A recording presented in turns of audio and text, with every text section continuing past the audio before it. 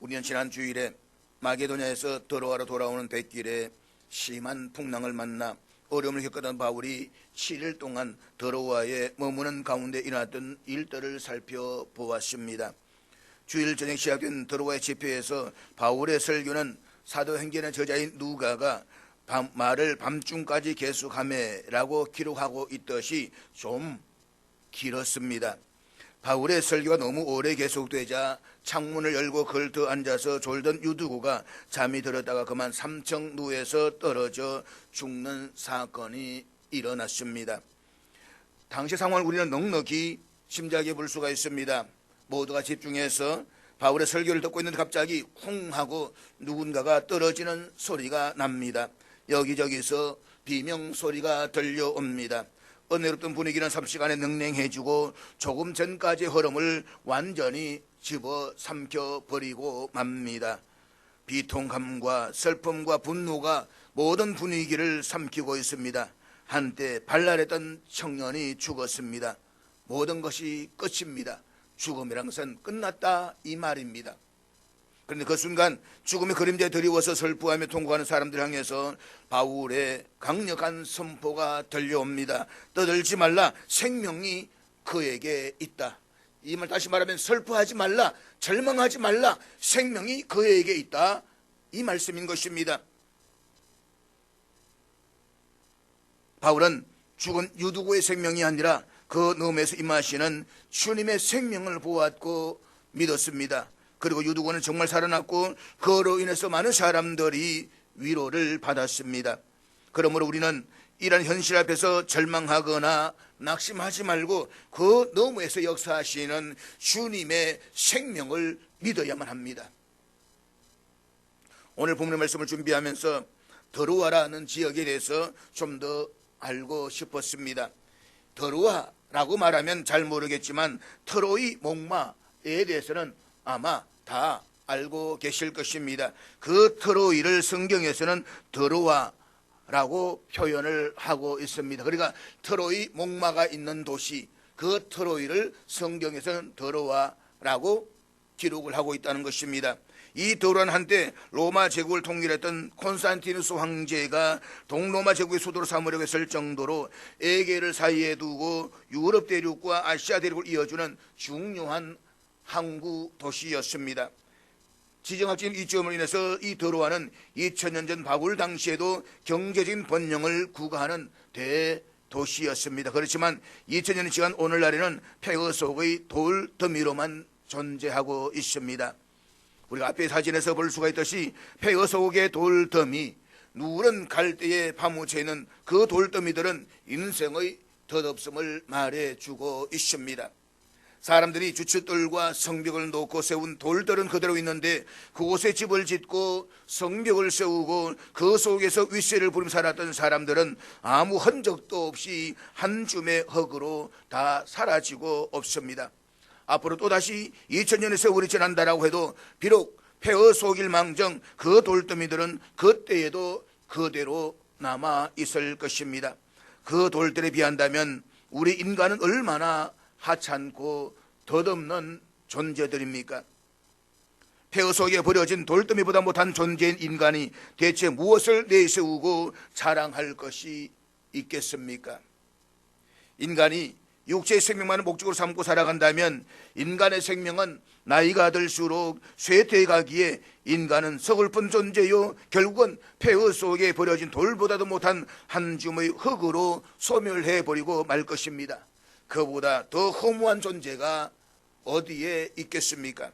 그렇기에 누런 갈대 속에 파묻힌 드로아의 폐허 속의 돌더미는 역설적이게도 옛 사람은 죽고 주님의 참 생명 속에서 거듭났던 유두고는 얼마나 복된 사람이었겠습니까?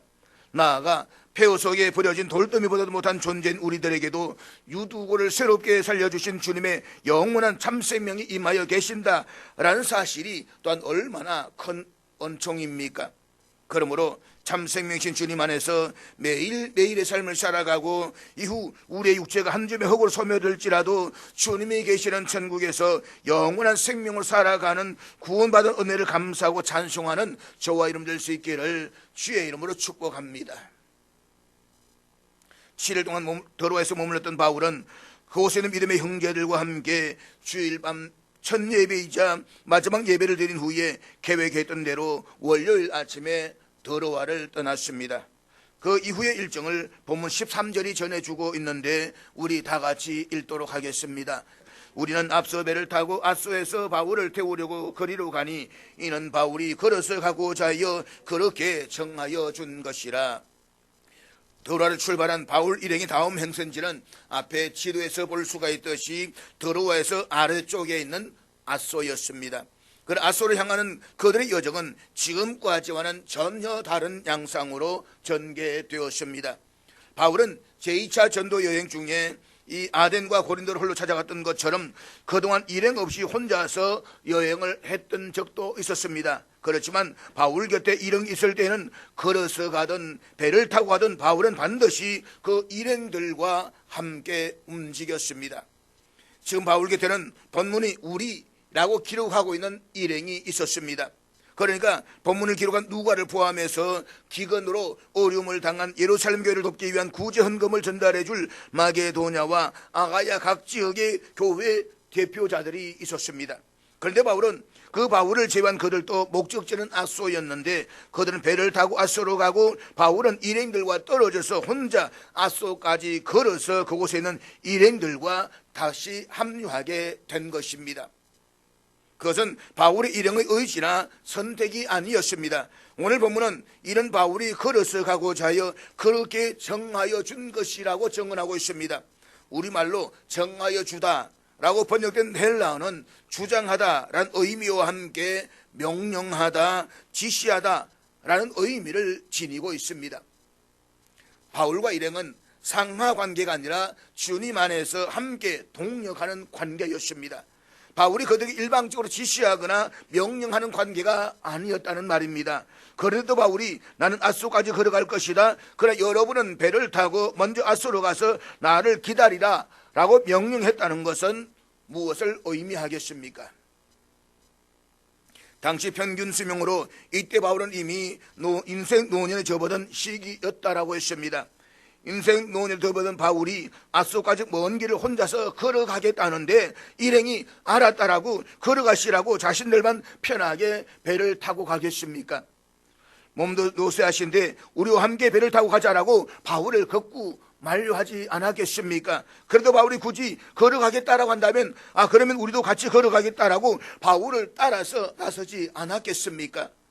그러나 그때만큼은 바울은 당연한 듯 아주 보라는 듯이 일행의 만류와 제지를 받아들이지 않았습니다.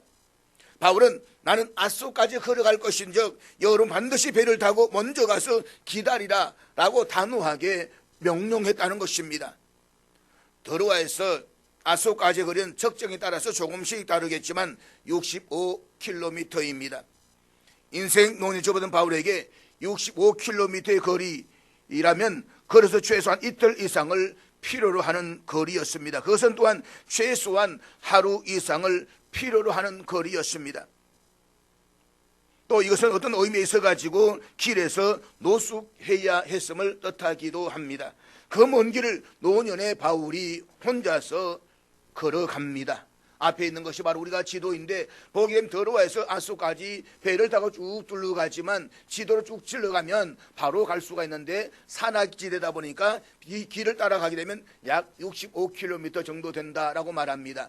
위에 있는 오른쪽에 있는 사진은 바울이 걸어갔던 여정의 길이기도 합니다. 그 길을 바울은 혼자서 걸어갔습니다. 걸어가다가 배가 고프면 길옆 바위에 걸터 앉아서 배낭 속의 마른 빵을 씹어 먹습니다. 시력 같은 어둠이 몰려와서 더 이상 전진할 수 없으면 바울은 대지의 풀을 요로 삼고 초롱초롱 별이 빛나는 밤하를 입을 삼아서 노숙합니다. 새벽 하늘이 밝아오면 바울은 다시 마른 땅빵 한 조각으로 요기를 한 다음에 목적지인 아소를 향해서 걸어갑니다. 인생 노년에 더구나 지병을 지니고 있는 병약한 몸으로 바울이 사서 그런 고생을 한 이유가 도대체 무엇이겠습니까? 이 무릎에 대한 답은 아소에서 일행과 합류한 바울이 밀레도에서 에베소 장로들을 넘겼던 유언 속에 그 단초가 들어있습니다. 조금 밑에 22절 23절 우리 한번 본문을 같이 보도록 하겠습니다. 보라, 이제 나는 성령에 매여 예루살렘으로 가는데 거기서 무슨 일을 당할는지 알지 못하노라. 오직 성령이 각 성에서 내게 증언하여 결박과 환란이 나를 기다린다 하시나. 바울은 다메섹 도상에서 부활의 주를 만난 이후 지금까지 자신의 유불리에 따라서 행선지를 결정한 일이 한 번도 없었습니다. 성령에 매여 살았던 바울은 언제나 성령의 인도하심에 따라 움직였습니다.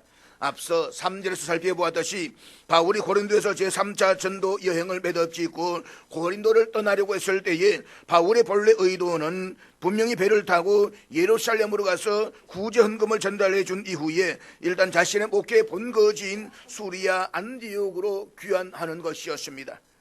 그러나 고린도 유대인들이 배에서 자신을 죽이려고 업무를 꾸민다는 사실을 알게 된 바울은 고린도에서 마게도에 올라가서 에게해를 건너 도로아와 아소를 거쳐서 밀레도에 와 있습니다.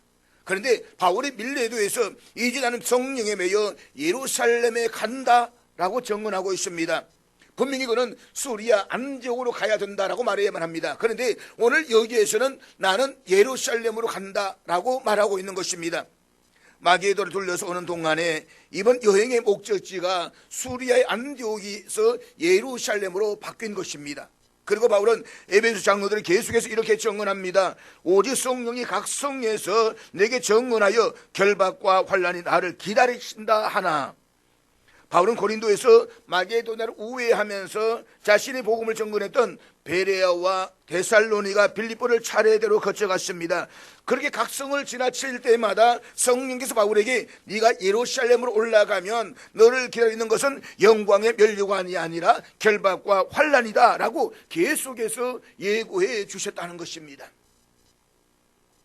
사랑하는 여러분, 믿음은 해석입니다. 자신이 직면하는 현실을 어떻게 해석하는가라고 하는 것이 그 자신의 믿음입니다. 즉 똑같은 인생의 고난을 놓고 하나님께서 나에게 주시려는 변장된 축복이라고 해석하는 사람이 있는가 하면 그 고난 앞에서 절망하고 무너지는 사람도 있습니다. 바로 믿음의 차이입니다. 바울은 결박과 환란을 계속 일러준 성령의 예고를 자신의 예루살렘 행을 막으시려는 주님의 은혜라고 자기 중심적으로 안이하게 해석해서 실제로 예루살렘 행을 포기할 수도 있습니다. 예루살렘에 가지 않고 바로 아시리아 수리아의 안디옥으로 가면 되는 것입니다. 얼마든지 우리가 그렇게 쉽게 해석할 수가 있지 않겠습니까? 그러나 성령 예고에 대한 바울의 해석은 그가 왜 위대한 사도인지를 똑똑히 입증해 주고 있습니다. 뒤에 이어지는 24절 말씀 우리 같이 보도록 하겠습니다. 내가 달려갈 길과 주 예수께 받은 사명 곧 하나님의 은혜의 복음을 전가하는 일을 마치려 하면은 나의 생명조차 조금도 귀한 것으로 여기지 아니하노라. 바울은 복음의 정인이 되는 길이라면 결박과 환란의 길을 갈지라도 자신의 생명을 걸고 그 길로 나아가겠다라고 선포합니다. 바울은 그것이 자신을 사랑하시고 자신을 살려주시는 주님의 뜻이라고 바르게 해석한 것입니다. 성령의 계속된 결박과 환란의 예고와 자기의 목숨을 걸고서라도 복음의 참된 정인의 삶을 완주하겠다는 바울의 선포 사이에 이 드로아에서 아소까지 홀로 걸어간 바울의 여정이 끼어져 있는 것입니다. 그렇다면 우리는 인생 노년에 지병을 지닌 병약한 몸으로 바울이 왜 일행을 따라오지 못하게 하고 자기 홀로 이 드로아에서 아소까지 걸어갔던가, 그 이유를 이제 알 수가 있게 되는 것입니다. 그것은 성령의 예고를 성령의 조명 아래에서 홀로 해석하면서 어떤 위험한 길이라고 할지라도 주님 안에서 그 길을 걸어가게끔 자기 자신을 다시 한번 새롭게 추스르기 위함이었던 것입니다. 일행으로부터 자기 자신을 격리시켜서 오직 주님과만 독대하면서 주님의 뜻을 바르게 분별하고 자기 자신을 바르게 세우기 위함이었던 것입니다. 드로아에서 아소까지 바울이 혼자 걸어갔던 그 길을 따라가노라면 오른쪽으로 에게를 넘어서 유럽 대륙이 계속해서 시야에 들어옵니다. 다시 사진을 보게 되지만 배를 타고 가면 바로 유럽 쪽으로 바라볼 수 있는 그 환경들이 그대로 볼 수가 있는 것입니다. 지금 아시아 대륙을 걷고 있는 바울에게 에게 너머의 유럽 대륙은 자신의 마지막 생을 던져야 할 로마가 있는 곳이기도 했습니다. 성령의 예고를 곱씹으면서 에게를 넘어 유럽대로 계속 바라보면서 아소를 향해 뚜벅뚜벅 한 발 두 발 걸어가는 바울은 주님과 끊임없이 대화를 나누었을 것입니다. 주님, 제가 정말 이 길을 걸어가야 할까요? 이 길이 정말 주님께서 주신 길일까요? 아마 계속해서 물으면서 주님과 함께 질문하고 그 속에서 대답을 찾아갔을 것입니다. 그리고 주님께서 자신에게 맡겨주신 소명의 길을 끝까지 완수할 수 있게끔 자기 믿음의 허리띠를 다시 한번 동여맸을 것입니다. 바울의 이 자기 격리는 겟세마네 동산에서의 예수님을 연상하게 해줍니다. 예수님께서는 십자가의 죽음을 목전에 두고 제자들과 함께 겟세마네 동산으로 가셨습니다. 그리고는 제자로 하여금 한 곳에서 기도하게 하신 주님께서는 그곳에서 돌을 던져야 할 정도의 먼 곳으로 나가서 홀로 하나님 아버지 앞에 무릎을 꿇으셨습니다. 예수님께서는 그 절체절명의 마지막 순간이라고 해서 제자들과 함께 손을 붙잡고 통성으로 기도하시지 않았습니다. 예수님께서는 제자들로부터 당신 자신을 자발적으로 격리시켜서 홀로 성부 하나님과만 독대하셨습니다. 그때 예수님 드렸던 기도의 핵심 내용은 우리가 익히 잘 알고 있는 내용인데 누가복음 22장 42절 말씀을 우리 앞에 다 같이 읽도록 하겠습니다. 아버지 만일 아버지 되시거든 이 잔을 내게로 옮기시옵소서. 그러나 내 원대로 마시옵고 아버지의 원대로 되기를 원하나이다. 예수님도 죄만 없으시지 우리가 똑같은 인간의 몸을 입으셨습니다. 그러므로 예수님의 이 개인적인 바람은 십자가 죽음의 손잔을 마시지 않는 것이었습니다. 그러나 예수님께서는 잔을 피하기 위해서가 아니라 자기가 죽음의 손잔을 마시기 위해서 하나님과 독대하셨습니다. 예수님께서는 자기 격리를 통해서 피하고 싶은 십자가 죽음의 손잔을 마시는 것이 하나님의 뜻임을 바르게 해석하시고 당신의 온 몸으로 그 자신을 마시는 십자가의 구주가 되셨습니다. 그때뿐만이 아니었습니다. 예수님께 평소에도 새벽이면 한적한 곳으로 당신을 격리시키셔서 하나님과만 독대하셨습니다. 인간의 몸을 입고 이 땅에 오셨던 예수님께서는 그와 같은 자발적인 자기 격리를 통해서 그리스도의 사역을 완수하셨습니다. 사랑하는 여러분, 주님께서도 그렇게 하셨고 바울도 주님을 본받아서 그렇게 살았다라고 한다면 하물며 우리들이야 두말해 무엇하겠습니까? 잊지 마십시오. 믿음은 마셔야 할 선잔을 피하는 것이 아니라 주님 안에서 기꺼이 마시는 것입니다. 믿음은 져야 할 십자가를 외면하지 않고 능동적으로 지는 것입니다. 믿음은 가야 할 길에서 되돌아서는 것이 아니라 어떤 어려움과 난관을 뚫고서라도 정면으로 돌파해 가는 것입니다. 그것은 자발적으로 자신을 격리하는 하나님과 독대를 통해서만 가능한 것입니다. 본문 14절의 말씀은 그 이후에 여정에 대해서 말씀하고 있는데 우리 같이 읽도록 하겠습니다. 바울이 아소에서 우리를 만나니 우리가 배에 태우고 미둘레네로 갔어. 그래서 아소에 도착한 바울은 배를 타고 먼저 아소에 가서 자신을 기다린 일행과 다시 만났습니다. 에게 연안에서 가장 아름다운 도시로 손꼽히던 아소는 플라톤이 이상주의 국가를 건설하려고 했던 곳이었습니다. 또 아리스토텔레스가 알렉산드리아 서성으로 부름받기 전 주전 348년부터 345년까지 직접 철학을 가르쳤던 곳이기도 합니다. 그래서 바울 당시에도 아소는 철학이 굉장히 발달했던 도시였습니다. 그리고 오늘날에도 이 아소를 가면 바닷물이 얼마나 맑고 투명한지 바닷속이 그대로 그냥 들여다 보인다라고 말합니다. 하지만 아름다운 도시 아소에 도착한 바울은 그 도시를 관광하려거나 플라톤과 아리스토텔레스의 발자취를 둘러보려고 하지 않았습니다. 바울은 일행과 만나자마자 곧장 함께 배를 타고 남쪽에 있는 미둘레네로 갔습니다. 본문 15절 말씀 우리 다 같이 읽도록 하겠습니다. 거기서 떠나 이튿날 기오 앞에 오고 그 이튿날 사모에 들르고 또 그 다음날 밀레도에 이르니라.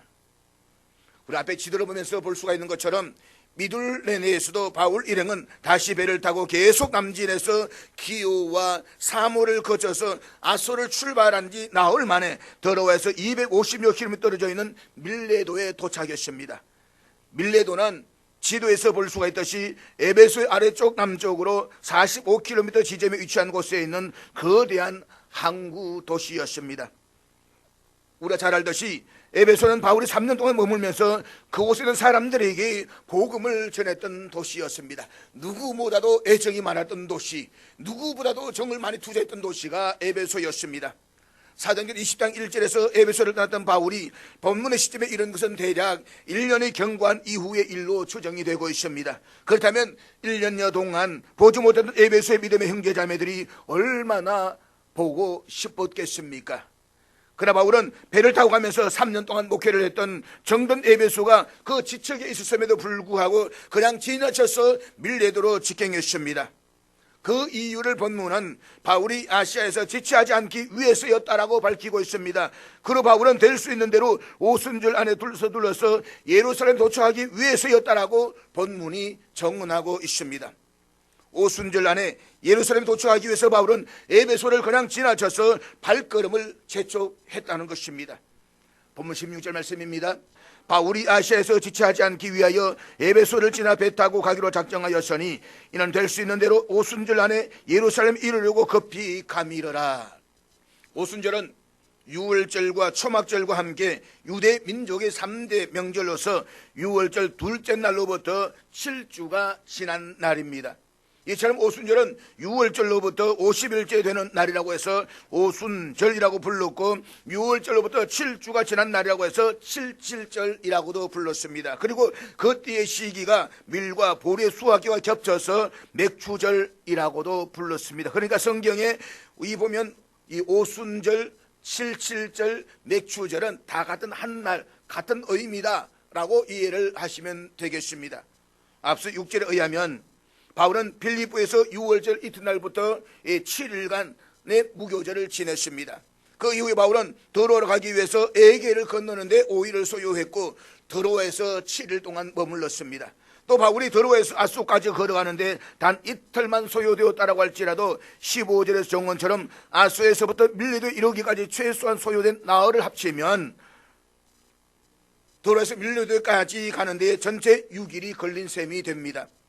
이들 날짜를 다 합치면 빌립보에서 6월절을 보낸 바울이 빌립보를 출발해서 계속 남진해서 오늘 본문의 밀레도에 이르기까지 소요된 총 날수가 25일이 됩니다. 바꾸어 말하면 오순절에 이르기까지 앞으로 남아있는 날도 동일하게 25일이었습니다. 그래서 지금 밀레도에 있는 바울이 앞으로 가야 할 예루살렘까지의 거리는 지난 25일 동안 바울이 이 빌립보에서 밀레도에 이른 거리보다 2배나 해당되는 먼 거리였습니다. 만약 지중해에서 자칫 풍랑으로 만나서 배가 표류하게 된다면 오순절 이전에 예루살렘에 도착하는 일은 어려울 수도 있었습니다. 그래서 바울은 여유 있게 예루살렘 도착하기 위해서 3년의 목표를 했던 그 정든 에베소를 지척에 두고서도 그냥 지나쳐서 밀레도로 직행했던 것입니다. 바울이 굳이 왜 오순절 이후 이전에 예루살렘 도착을 했었는지 그 이유를 유추하는 것은 그렇게 어려운 일은 아닙니다. 유대 민족 최대의 명절인 오순절에 이르기 전에 기근을 당한 예루살렘 교회 교인들에게 마게도냐와 아가야 각 지역의 교회들이 모금한 구제 헌금을 전달해 주기 위함이었습니다. 오순절이면 주중에 세계 흩어져 살던 이스라엘, 디아스, 유럽 유대인들을 포함해서 여러 지역의 유대인들이 사방에서 예루살렘으로 모여들게 됩니다. 그렇기 때문에 그 시기는 바울에게 더없이 복음을 전할 수 있는 좋은 기회였다라고 하는 것입니다. 게다가 그리스도의 오순절은 성령께서 강림하신 뜻깊은 절기입니다.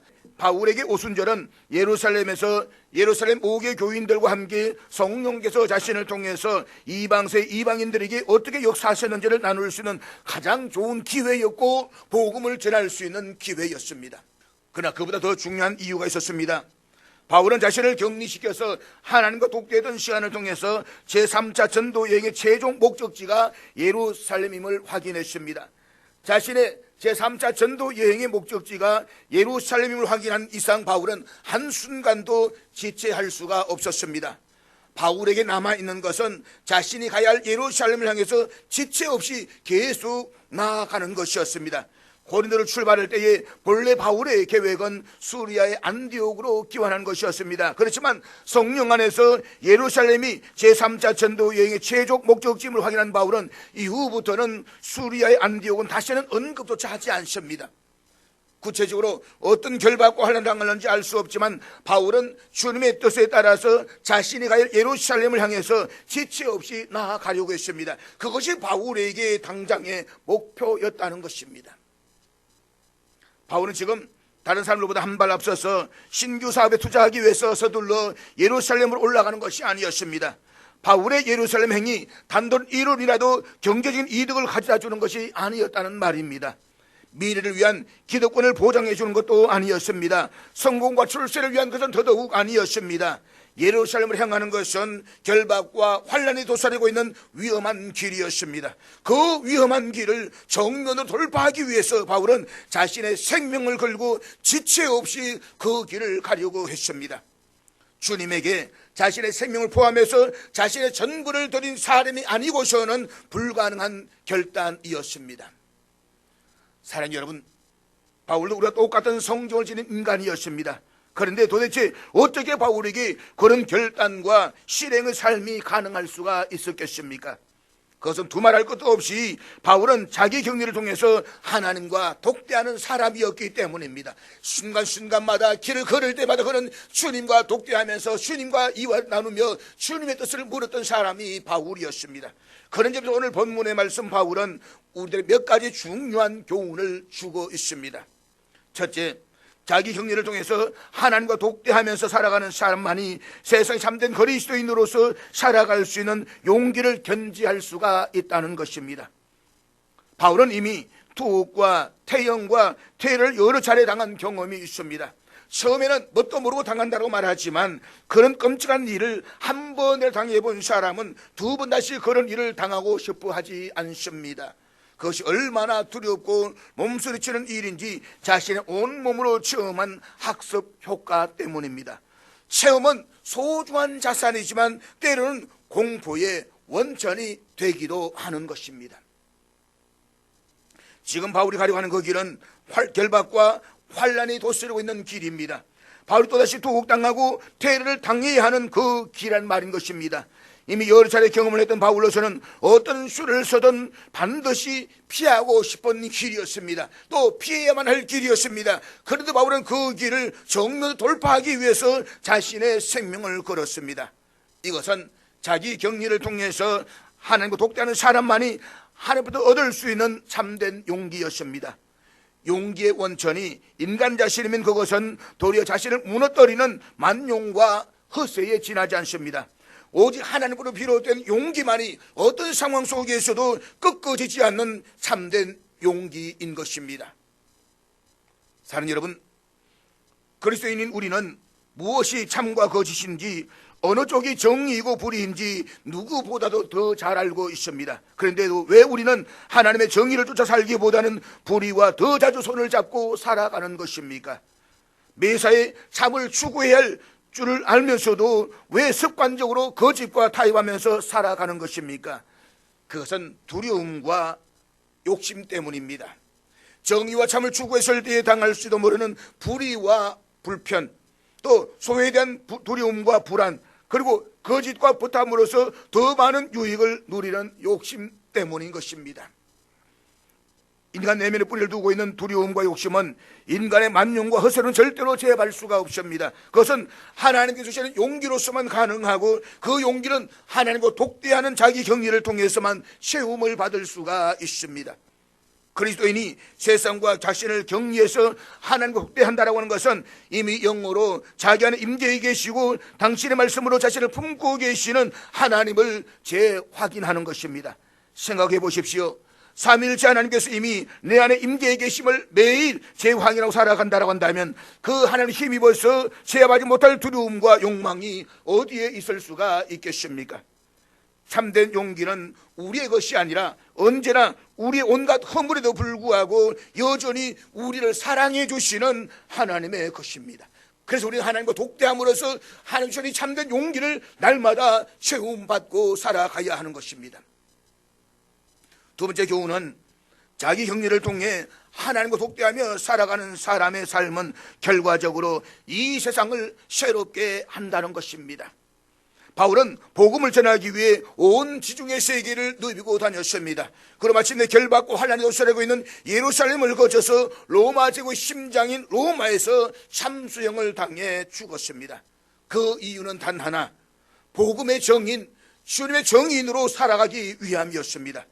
그러나 바울이 전생에 걸쳐서 전도를 통해서 그가 얻은 그리스도인들의 수는 다 합쳐도 서울에 있는 이 중령교회 한 교회의 교인 수에도 미치지를 못합니다. 바울의 위대함은 그가 전도한 사람들의 머릿수에 있지 않습니다.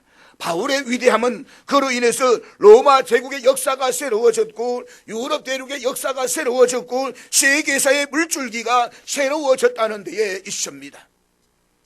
그러나 그것은 바울 개인의 역량에 따른 그의 업적이 아니었습니다.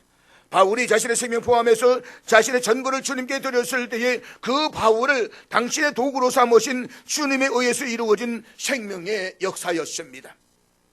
이 땅에 인간의 몸을 입고 오신 예수님은 바울과는 전혀 대조적이었습니다. 예수님께서 생애 동안 단 한 번도 팔레스타인을 벗어나신 적이 없었습니다.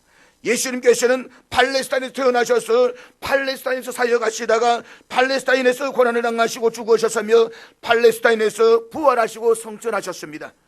그런데 팔레스타인을 떠나본 적이 한 번도 없는 예수님에 의해서 인류의 역사가 새로워졌고 이 세상이 새로워졌습니다.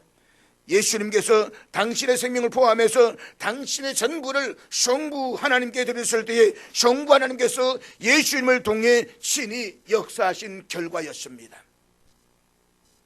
예수님도 바울도 하나님 독대하는 자기 견인을 통해서 그런 삶을 사실 수가 있었습니다. 우리가 아무리 보잘것없어도 우리가 세상에 태어났다가 육체 호흡이 멎을 때까지 단 한 곳에만 줄고 살아도 우리의 생명을 포함해서 우리의 전부를 주님께 드리기만 한다면 우리의 삶도 역시 하나님에 의해서 결과적으로 이 세상을 새롭게 할 수가 있습니다. 그것은 자기 격리를 통해서 하나님과 독대하는 사람만이 가능한 것입니다. 하나님과 독대하는 사람만이, 유한한 인간이 전능하신 하나님께 전부를 드리는 것은 세상을 새롭게 하시는 하나님의 손과 발로 자기 자신을 성화시키는 것임을 바르게 터득하기 때문인 것입니다. 본문의 바울이 우리에게 주는 마지막 교훈은 자기 격리를 통해서 하나님과 독대하며 살아가는 사람은 어떤 경우에도 시간을 허투루 낭비하지 않는다는 것입니다. 자기 격리를 통해 하나님 독대하면서 환난과 결박이 도살인 예루살렘 행이 하나님의 뜻임을 분명한 바울은 아시아에서 지체하지 않기 위해서 서둘러 에베소를 거쳐 밀레도로 직행했습니다. 우리말로 지체하다 라고 번역된 헬라의 문자적 의미는 시간을 무의미한 것들과 비벼서 헛날려 버린다 라는 뜻입니다. 시간을 무의미한 것들과 비벼서 헛날려 버린다. 오늘 얼마나 많은 사람들이 자신의 소중한 시간을 욕망과 비비느라 무의미하게 헛날려 버리는지 모릅니다.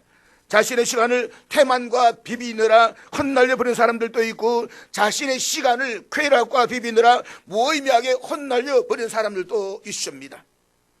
바울은 주님의 부르심을 받은 이후로 단 한 번도 어디에서도 자신의 시간을 무의미한 것과 비벼서 헛날린 적이 없었습니다. 바울은 주님의 영원하신 말씀 안에서 자신의 시간을 영원으로 건져 올리는 사람이었습니다.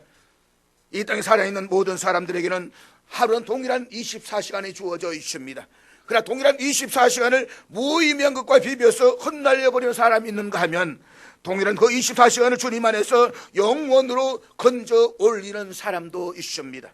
그 결과 100년을 살아도 물거품처럼 아무 흔적도 없이 허망하게 사라져버린 인생이 있는가 하면 바울처럼 참수형을 당해 죽어도 시간과 공간을 초월해서 영원히 살아남는 인생도 있습니다. 그 차이는 하나님과 독대하는 자기 격리의 여부에 달려져 있는 것입니다. 사는 여러분, 그 길을 아는 것과 그 길을 걷는 것은 분명히 차원이 다릅니다. 많은 사람들은 어느 길이 바르고 정의로운 길인지를 알고 있습니다. 그러나 그 길을 걸어가는 사람은 적습니다. 우리가 그 길을 몰라서 못 가는 것이 아닙니다. 두려움과 자기 욕망 때문에 안 가는 것입니다. 아니, 못 가는 것입니다. 그렇지만 하나님부터 구원받은 우리는 불에 굴 조금 살기보다는 정말 정의로운 그리스도인으로 살아드려야만 합니다. 주님의 참 생명 속에 거하고 있는 우리는 이 세상을 오염을 가중시키는 이 세상을 새롭게 하는 주님의 도구로 살아야만 합니다. 영원하신 구원의 은총을 입은 우리는 우리의 생명과 우리의 시간을 무의미한 것과 비비느라 험하게 흩날려버리는 것이 아니라 주님 안에서 우리의 매 순간순간을 영원으로 건져 올리는 삶이 되기를 진정으로 소망해야만 합니다. 그러기 위해서 우리 모두 하나님과 독대하는 자기 격리의 사람으로 살아가십시다. 하나님과 독대하는 자기 격리는 성숙한 그리스도로 살아가는 첫걸음입니다. 이 걸음은 첫걸음으로 이 시대와 세상을 새롭게 하시는 하나님의 손과 발로 쓰임받는 저와 여러분 될 수 있기를 주의 이름으로 축복합니다.